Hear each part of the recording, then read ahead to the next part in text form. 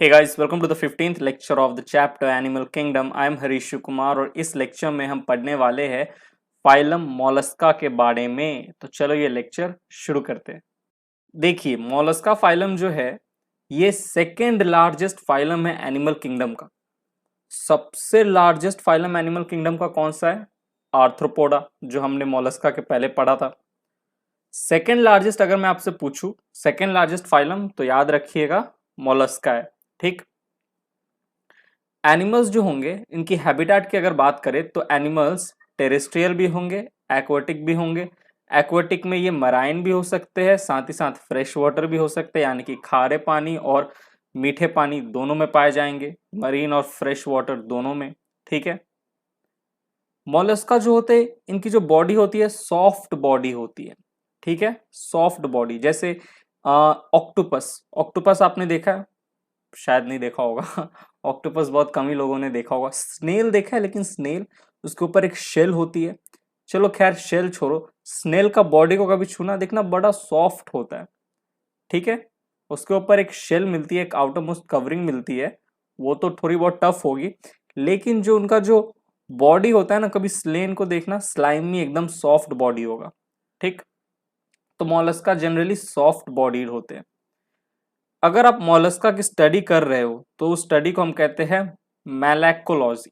हम living organism की study करते हैं तो हम कहते हैं बायोलॉजी। ठीक है। किसी भी चीज की अगर हम स्टडी करते हैं तो लास्ट में हम लॉजी लगा देते हैं। तो मोलस्का की स्टडी कर रहे हो तो मैलेकोलॉजी। ठीक है, malacology. Study of mollusc shell. अब मैंने कहा था कुछ कुछ मोलस्का होते हैं उनके बॉडी पे आपको शेल देखने को मिलेगा, जैसे स्नेल। स्नेल अगर आपने देखा हो तो देखोगे उनके बॉडी पे आपको देखने को मिलेगा एक आउटर मोस्ट शेल। अगर आप उस मोलस्का के शेल को स्टडी करने में इंटरेस्टेड हो तो मोलस्का के शेल के स्टडी को हम कहते हैं कॉन्कोलॉजी। ठीक है, कॉन्कोलॉजी। चलिए आगे बढ़ते हैं, moving on to the next slide. अब सिमेट्री की बात करते हैं। तो याद रखिएगा मोलस्का में हमें बायलैटरल सिमेट्री देखने को मिलता है। ठीक है, ये देखो, ये स्क्विड है। स्क्विड भी देखो एकदम सॉफ्ट बॉडी है। ठीक है। बीच से काटो, दो इक्वल हाफ मिलेगा। एक प्लेन से आपने काटा है ऐसे, इस तरीके से आपको दो इक्वल हाफ मिला, एक ये एक ये, तो हम कहते हैं सिमेट्री कैसा है? बायलैटरल सिमेट्री है।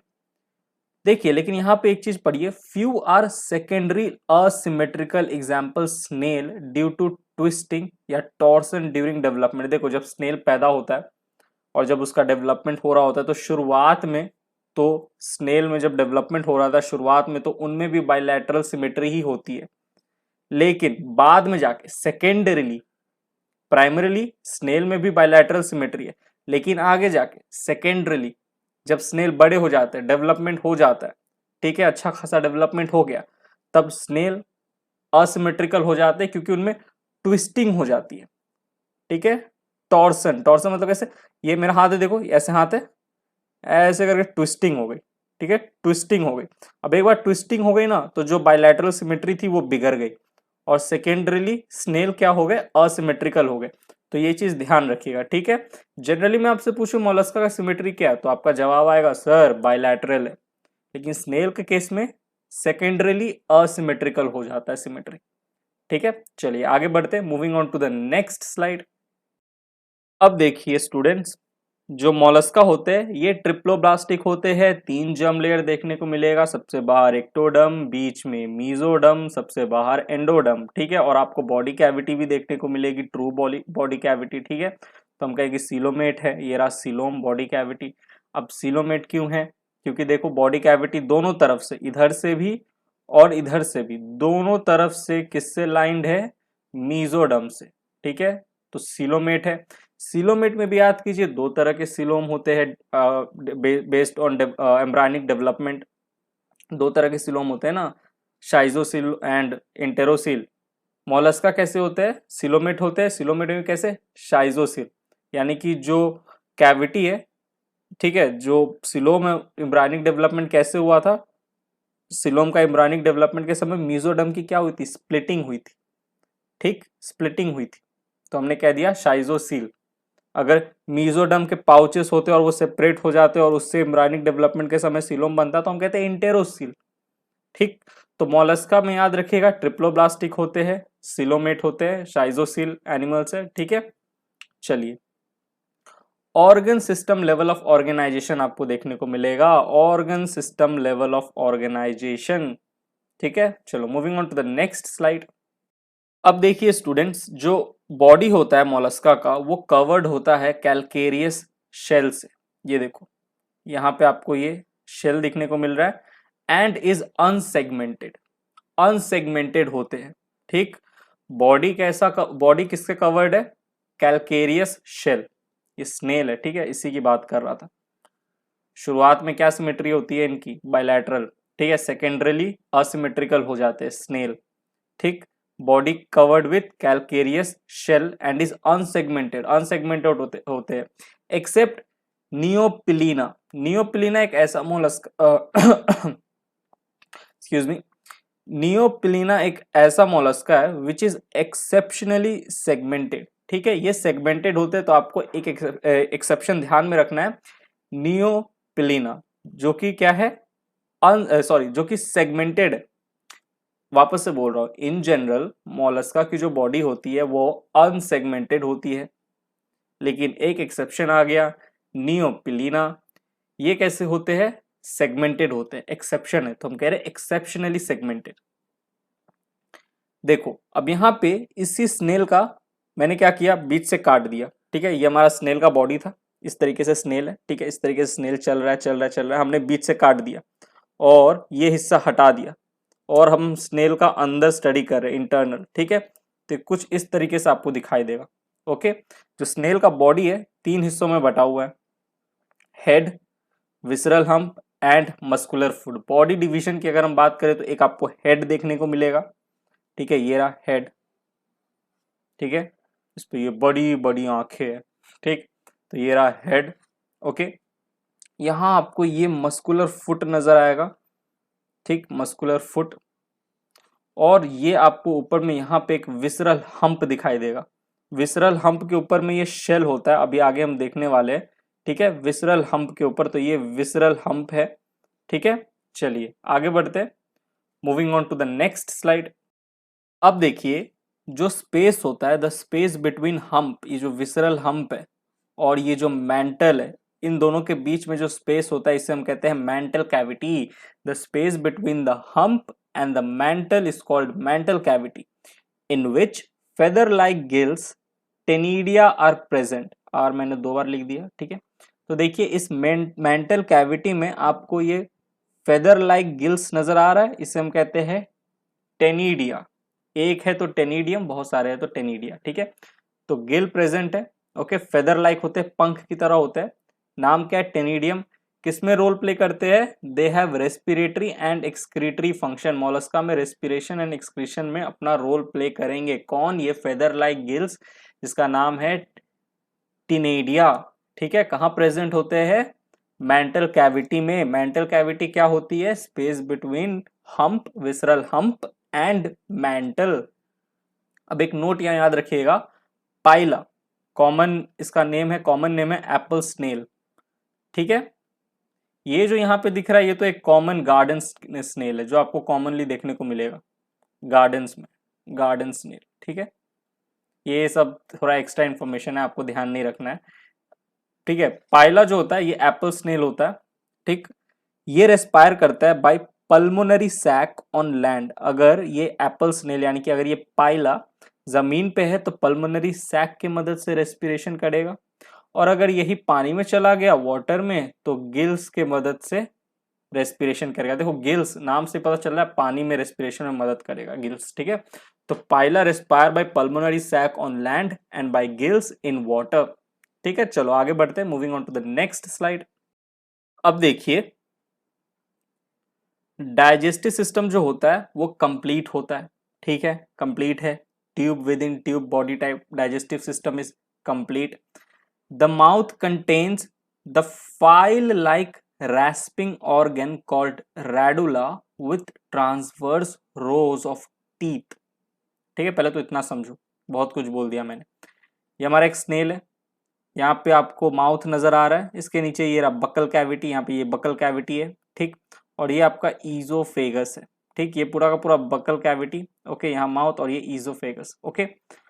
अब ये जो माउथ है ना, ये इस पोर्शन को मैं जूम करूंगा और आपको दिखाऊंगा, ये देखो कुछ ऐसा दिखेगा आपको। यहाँ पे एक ऑर्गन दिखाया, क्या कहते हैं, ऑर्गन देखने को मिलेगा, रैस्पिंग ऑर्गन, जिसका नाम है रैडुला।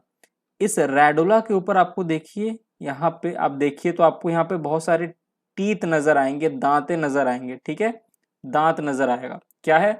रैडुला ट्रांसवर्स टीथ, ठीक है, ट्रांसवर्स टीथ है, ये ट्रांसवर्स रोज ऑफ टीथ है। कहां पे प्रेजेंट होते हैं? रैडुला के ऊपर, तो रैडुला के ट्रांसवर्स टीथ है ये, ओके। देखिए अब काम क्या होता है, देखो स्नेल है, ये जमीन है, ये रहा स्नेल, ये जमीन पे ऐसे ऐसे स्नेल चल रहा है।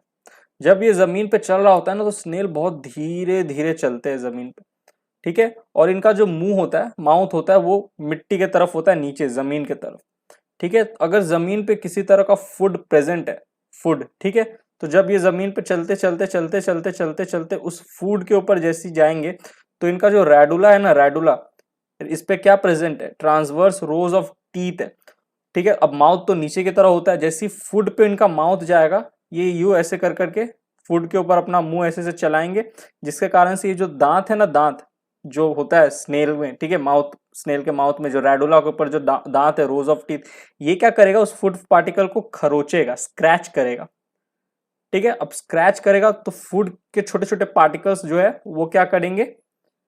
रैडुला से के मदद से, टीथ के मदद से स्नेल के मुंह में चले जाएंगे, तो स्नेल को वहां से खाना मिल गया। बात समझे? ये स्नेल ऐसे जमीन पे चल रहा है, जैसी रास्ते पे कहीं फूड वुड दिखा, फूड के ऊपर ये अपना दांत घिसने लगता है, ठीक है। रैस्पिंग का मतलब चूइंग नहीं होता है, रैस्पिंग का मतलब होता है स्क्रैच करना, तो एक स्क्रैचिंग ऑर्गन रैडुला होता है, उसके ऊपर ट्रांसवर्स रोज ऑफ टीथ होता है। तो फूड के ऊपर जब ये ऐसे स्क्रैच करता है अपने मुंह से, with the help of this transverse rows of teeth जो कि रैडुला पे प्रेजेंट है, फूड जो है वो छोटे छोटे फूड पार्टिकल्स में टूट जाता है, और फिर ये जो मॉलस्का है, ये जो स्नेल है, बड़े ही चाव से उस फूड पार्टिकल को निगलता है, खाता है और मस्त रहता है, ठीक। तो डाइजेस्टिव सिस्टम कैसा है? कंप्लीट है। Mouth contains the file like rasping organ called radula with transverse rows of teeth. Anus, अब देखो डाइजेस्टिव सिस्टम कंप्लीट है तो माउथ भी देखने को मिलेगा आपको, एनस भी देखने को मिलेगा। Anus opens into the mantle cavity, अभी आपको मेंटल कैविटी मैंने दिखाया था, हम्प और मेंटल के बीच में प्रेजेंट होता है, ठीक है, मेंटल कैविटी, उसी मेंटल कैविटी में जाके एनस ओपन होता है, ओके। चलो आगे बढ़ते हैं, moving on to the next slide. अब बात करते हैं मोलस्का के सर्कुलेटरी सिस्टम के बारे में। सर्कुलेटरी सिस्टम ओपन होता है, एक्सेप्शन है closed in Cephalopoda. In general Mollusca में सर्कुलेटरी सिस्टम क्या है? ओपन है, लेकिन मोलस्का फाइलम का एक क्लास है सेफेलोपोडा, इसमें सर्कुलेटरी सिस्टम कैसा है? क्लोज्ड। याद करो, ये हमने जब मैं बेसिस ऑफ क्लासिफिकेशन के समय आपको सर्कुलेटरी सिस्टम जो है वो समझा रहा था, उस समय भी मैंने कहा था कि मोलस्का में सर्कुलेटरी सिस्टम ओपन होता है एक्सेप्ट सेफेलोपोडा। सेफेलोपोडा में सर्कुलेटरी सिस्टम कैसा होता है? क्लोज्ड होता है। सेफेलोपोडा का आप एक एग्जांपल याद रखो, ऑक्टोपस, कॉमन भाषा में हम इसे डेविल फिश कहते हैं। ऑक्टोपस कभी आप देखोगे तो देखो यहाँ सेफेलोपोडा नाम से पता चल रहा है, सेफेलो मतलब हेड, पोडा मतलब क्या? सॉरी, पोडा मतलब क्या? अपेंडेजेस। सेफेलो मतलब हेड, पोडा मतलब अपेंडेजेस। तो कभी आप ऑक्टोपस को देखोगे तो आपको एक हेड नजर आएगा और उसके साथ उसके 8 अपेंडेजेस नजर आएंगे, ठीक है, ठीक। तो ऐसा लगेगा ऑक्टोपस ये क्या है? एक हेड है, तो हमने कह दिया सेफेलो, और ये इसके 8 अपेंडेजेस, ठीक है, पोडा, सेफेलोपोडा। तो मोलस्का का एक क्लास है सेफेलोपोडा, एग्जाम्पल याद रखो ऑक्टोपस, उनमें सर्कुलेटरी सिस्टम कैसा होगा? क्लोज्ड होगा, आर्टरीज प्रेजेंट होगी, ठीक है। लेकिन इन जनरल बात करें मोलस्का में सर्कुलेटरी सिस्टम ओपन होता है। It includes dorsal heart. अब जब देखोगे मोलस्का में जो हार्ट का पोजीशन होता है, अगर हम कॉर्डेट से कंपेयर करें, अगर हम खुद से कंपेयर करें, हमारे अंदर देखोगे तो हार्ट वेंट्रल होता है, सामने की तरफ होता है, लेकिन मोलस्का में पीछे की तरफ होता है हार्ट, ठीक है। तो हार्ट कैसा है? डॉर्सल है। जो ब्लड होता है मोलस्का का, उनमें एक copper containing blue respiratory pigment होता है, यानी कि रेस्पिरेशन में मदद करने वाला एक ब्लू पिगमेंट, ठीक है, copper containing blue pigment blood में होता है, जिसे हम कहते हैं हीमोसाइनिन। फिर से मैं बोल रहा हूं, blood has a copper containing blue respiratory pigment called haemocyanin. ठीक, अभी हमने आर्थ्रोपोडा पढ़ा था, तो याद करो, आर्थ्रोपोडा में ब्लड को हम क्या करे थे, हीमोलिम्फ, राइट। लेकिन प्रॉन याद करो, प्रॉन में हीमोलिम्फ प्रेजेंट नहीं होता। प्रॉन में भी, प्रॉन एक एक्सेप्शन था, प्रॉन में क्या प्रेजेंट था, copper containing pigment called haemocyanin. तो हीमोसाइनिन वहां प्रॉन में भी प्रेजेंट था, आर्थ्रोपोडा में एक्सेप्शनली। इन जनरल आर्थ्रोपोडा में तो क्या प्रेजेंट होते हैं, हीमोलिम्फ, कलरलेस ब्लड हम कह रहे थे उसे, कलरलेस ब्लड होते हैं। और एक एक्सेप्शन था प्रॉन, जिसमें हीमोलिम्फ नहीं होता, ब्लड नहीं होता, उसके जगह क्या प्रेजेंट होता है, copper containing pigment called haemocyanin. Mollusca में भी देखो हीमोसाइनिन प्रेजेंट है, ठीक है। Blood has a copper containing blue respiratory pigment called haemocyanin, ठीक है। तो ऐसे याद रखिएगा। यहां पे देखिए ये स्पेस है, ये स्पेस जो है, कह सकते हैं आप, इनमें क्या होता है, ब्लड होता है एंड फॉर्म हीमोसील, हीमोसील है, ठीक है। हीमोसील एक कैविटी है, ठीक है, इसमें ब्लड प्रेजेंट होता है, ठीक। यहाँ पे हार्ट है, ये हार्ट से सारा ब्लड इस कैविटी में आ जाता है, और जितने भी ऑर्गन होते हैं, सेल्स होते हैं, ये ब्लड के डायरेक्ट कांटेक्ट में रहते हैं, bathing in blood cells and organs. तो सर्कुलेटरी सिस्टम ओपन हो गया, ठीक है, एक्सेप्ट सेफेलोपोडा, सेफेलोपोडा में सर्कुलेटरी सिस्टम क्लोज्ड होता है, ठीक है। चलो आगे बढ़ते हैं, moving on to the next slide. Now let's talk about excretory system in Mollusca. Excretory system includes one और two pairs of Keber's organ, या जिसे ऑर्गन ऑफ बोजेनस भी कहते हैं। केबर्स ऑर्गन, इसका एक और नाम है ऑर्गन ऑफ बोजेनस। ये अगर एनसीईआरटी में नहीं है तो मत याद करो, अगर आप एनसीईआरटी स्पेसिफिक होकर पढ़ रहे हो तो।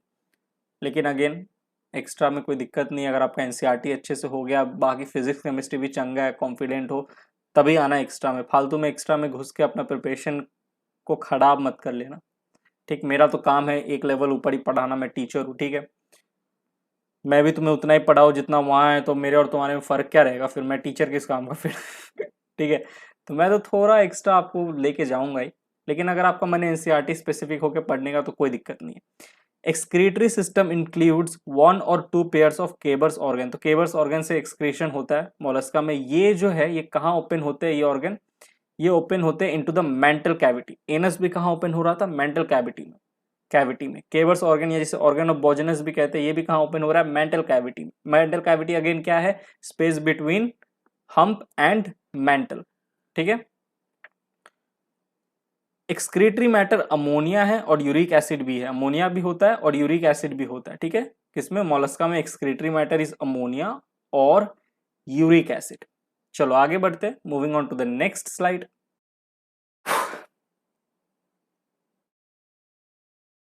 अब स्टूडेंट्स बात करते हैं मोलस्का में नर्वस सिस्टम की। Nervous system consists of three paired ganglia, consists of six ganglia, three paired ganglia का बना होता है नर्वस सिस्टम मोलस्का के अंदर। बस इतना याद रखो, ध्यान रखो, बहुत है। लेकिन एक चीज जो आपको बहुत अच्छे से ध्यान रखना है मोलस्का के अंदर, वो है sense organs. Sense organs present होते हैं, जैसे कि आई, स्टैटोसिस्ट जिसे हम लिथोसिस्ट भी कहते हैं, और तीसरा ऑस्फेरेडिया। देखिए आई की बात करूं तो आई प्रेजेंट होता है ओवर द स्टॉक कॉल्ड ओमेटोफोर। ये जो स्टॉक है जिसके ऊपर आई प्रेजेंट है, इसे हम कहते हैं ओमेटोफोर। ये रहा आई।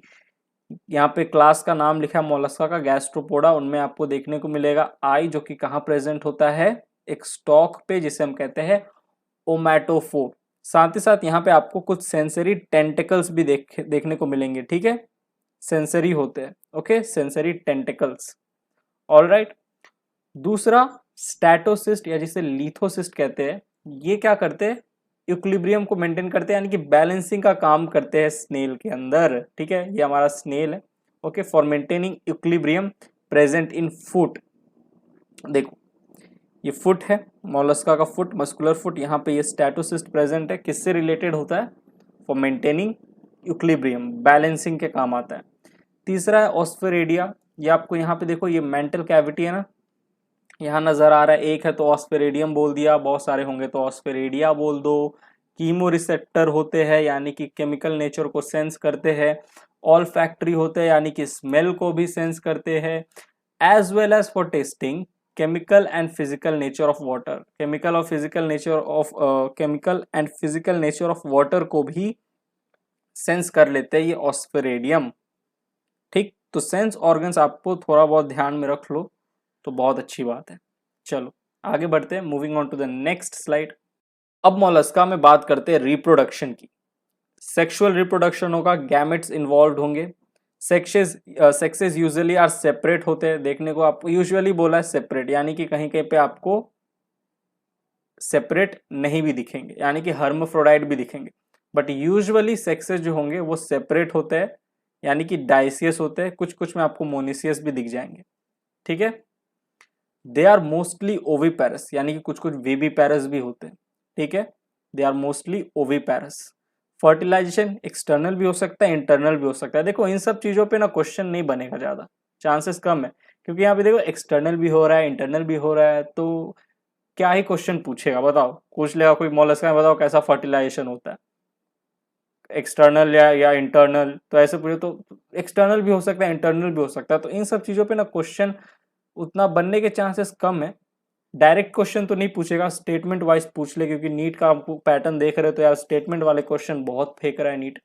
ठीक है, तो इसीलिए ध्यान में रख के चलो। Alright, fertilisation may be external और internal. Development is mostly indirect, mostly indirect बोला यानी कि कुछ कुछ में डायरेक्ट भी देखने को मिलेगा। ठीक है, तो डेवलपमेंट इज मोस्टली इनडायरेक्ट होता है, यानी कि लार्वल स्टेज प्रेजेंट होता है। तो लार्वा का नाम दिया हुआ है ट्रोकोफोर। ठीक है, ग्लोचिडियम ये आपको ऊनियो में देखने को मिलेगा, अनियो में। ठीक है, एंड वेलिगर ये पाइला का लार्वा है। ट्रोकोफोर नाम याद आ रहा है क्या? ट्रोकोफोर पहले मैंने कहीं आपको पढ़ाया है क्या? पढ़ाया। ट्रोकोफोर लार्वा है, नेरिस का भी लार्वा है, याद करो जब मैं एनुलिडा पढ़ा रहा था तो उसमें मैंने कहा था कि जो नेरिस है इनका जो लार्वा, इनमें लार्वल स्टेज होता है और इनके लार्वा को हम ट्रोकोफोर कहते हैं। ठीक है, तो मोलस्का में भी ट्रोकोफोर लार्वा देखने को मिल रहा है। ग्लोचिडियम देखने को मिल रहा है अनियो में या उनियो में, इसको कैसे पढ़ोगे पढ़ लो जैसे पढ़ना है। ठीक है, एंड वेलिगर ये आपको देखने को मिलेगा पाइला में, पाइला का लार्वा है वेलिगर। ठीक, चलो अब आगे बढ़ते हैं, moving on to the next slide. अब बारी आई एग्जाम्पल्स की। ठीक है, यानी कि फाइलम अब खत्म होने वाला है, एग्जाम्पल्स आ गया तो और फिर अब क्या ही पढ़ेंगे, लास्ट तो एग्जाम्पल ही है। एनिमल की बात करें तो सबसे पहला आपको याद रखना है पाइला। ठीक है, कितनी बार पाइला पाइला बोल रहा था, अब आ ही गया आखिरकार। ठीक है, अब पाइला के बारे में मैंने एक चीज बोला था आपको, अगर लैंड पे रेस्पिरेशन होगा तो पल्मोनरी सैक से, और अगर एक्वाटिक वाटर में रेस्पिरेशन कर रहा है तो गिल्स की मदद से करेगा। पाइला का कॉमन नेम क्या है? स्नेल है, एप्पल स्नेल। ठीक है, इसे हम एप्पल स्नेल कहते हैं, कुछ इस तरीके का दिखता है। दूसरा आपको याद रखना है pink Tada, common. Pearly oyster तो नहीं कहते, इसे पर्ल ओस्टर कहते हैं, वाई मैंने एक्स्ट्रा लगा दिया। ठीक है, पर्ल ओस्टर।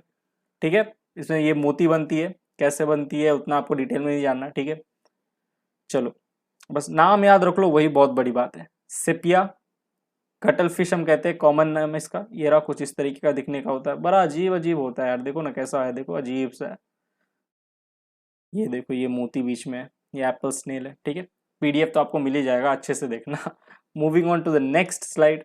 और एग्जाम्पल्स अगर हम बात करें मोलस्का की तो लॉलीगो कॉमन नेम स्क्विड है।